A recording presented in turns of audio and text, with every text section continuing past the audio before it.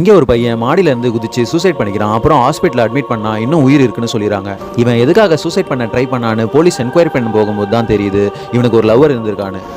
அவளோட வீட்டில் அவளோட அத்தை பையனை கல்யாணம் பண்ண சொல்றாங்கன்னு சொல்லி இவ வீட்டை விட்டு வெளில வந்துடுறா. இவனும் பேச்சுலர்ஸ் கூட ஃபிளாட்மேட்டா இருக்கான். இவனுக்கு வேலையும் இல்லாததால அவளை எங்க தங்க வைக்கிறதுன்னு குழப்பத்துல இருந்த இந்த பையன் ஒரு வழியா பக்கத்து ஃபிளாட்ல இருக்கிற புருஷன் பொண்டாட்டி கிட்ட ஹெல்ப் கேட்க அந்த ஹஸ்பண்டும் ஓகேன்னு சொல்லிடுறான். இதுக்கு இடையில இவனோட அம்மா கால் பண்ணி இவனோட லவ்வரோட அப்பா வீட்டுக்கு வந்து 2 பேரும் உண்மையா லவ் பண்ணாங்கன்னா எனக்கு ஓகே தான், கல்யாணம் பண்ணி வச்சிடலாம், என் பொண்ணு உங்க பையனை தேடி தான் போயிருப்பா, சப்போஸ் அப்படி வந்தானா என்கிட்ட சொல்லுங்கன்னு சொல்லிட்டு போனதா சொல்றாங்க. இவனும் ஹாப்பியா இங்க தான் கிளம்பி வந்துட்டு இருக்கா, வந்ததும் சொல்றேன்னு சொல்றான். லவ்வர் வந்ததும் இவன் விஷயத்த சொல்லி அவளோட அப்பாக்கு கால் பண்ணி பேசுறான். உடனே அவரு நாளைக்கு நான் நேர்ல வந்து பேசுறேன்னு சொல்றாரு. இவனும் அந்த ஹஸ்பண்ட் அண்ட் ஒய்ஃபோட அபார்ட்மெண்ட்ல தங்க வைக்கலான்னு கூட்டிட்டு போக பார்த்தா வீட்டை பூட்டிட்டு எங்கேயோ போயிருக்காங்க. வேற வழி இல்லாம இவன் இருக்கிற பேச்சுலர் அபார்ட்மெண்ட்டுக்கு கூட்டிட்டு போறான். அங்க அந்த பசங்க கஞ்சா அடிச்சுட்டு கேர்ள் ஃபிரெண்ட்ஸோட குடிச்சிட்டு இருக்காங்க. அப்போ சைடிஷுக்கு சிக்கன் இல்லன்னு ஒருத்தன் சண்டை போட இந்த பொண்ணு நான் பண்ணி தரேன்னு கிச்சனுக்குள்ள போக அப்போ ஒருத்தன் போதையில இவனை அடிச்சு போட்டு அந்த பொண்ணை இழுத்துட்டு போய் ரேப் பண்ணிடுறான். அப்புறம் இன்னும் 2 பசங்க இவனை அடிச்சுட்டு அந்த ரூம்குள்ள போக ட்ரை பண்ண இவன் என்ன பண்றதுன்னு தெரியாம சிலிண்டரை எடுத்து அவன் தலையிலேயே போட்டு கொன்னுறான். வெளியே வந்த அந்த பொண்ணு அம்மா அப்பா பேச்ச கேட்காம இப்படி வந்தது எவ்வளவு பெரிய தப்புன்னு சொல்லி பால்கனில இருந்து குதிச்சிடறான். இந்த பையனும் சேர்ந்து குதிச்சிடறான். அப்போன்னு பார்த்து கரெக்டா அவங்க அம்மா அப்பா வராங்க.